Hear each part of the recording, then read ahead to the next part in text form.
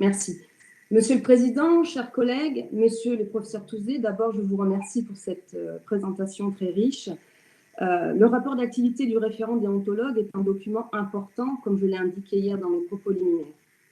Paradoxalement, il est riche des informations qu'il ne donne pas aux élus, riche, surtout, des comportements qu'il dépeint en creux et des questions qu'il pose à notre Assemblée.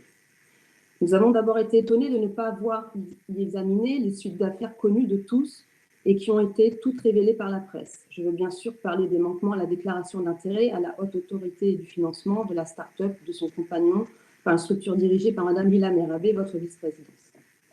Peut-être devrions-nous aussi attendre que ce soit la presse qui se charge de faire l'exercice de transparence auquel votre exécutif rechigne, semble-t-il, à se livrer concernant 2 affaires qui se seraient déclarées en 2019.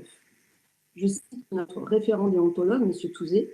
Saisi à 2 reprises en 2019, le référent déontologue a constaté qu'en dépit de la position exprimée dans ses conclusions, la décision a été prise de ne pas rendre public l'avis rendu.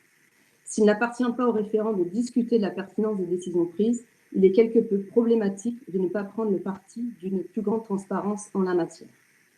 Plus loin dans ce rapport, nous apprenons que l'avis de notre référent déontologue a servi à engager des poursuites pénales contre un élu, condamné en 2019, pas de nom, et utilisé par la police judiciaire au stade de l'enquête préliminaire ouverte à la demande du procureur.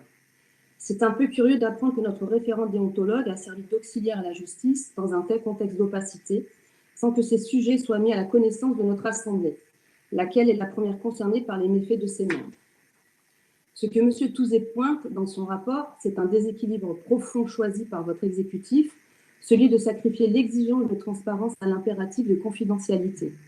Cette gestion opaque n'est pas respectueuse ni de cette Assemblée ni de nos administrés. Cette dérive autoritaire, pardon, M. Rotner, nous l'avons encore vu hier, et votre injonction à la Kim Jong-un d'un oui ou d'un non contre mon collègue Zimmermann est regrettable.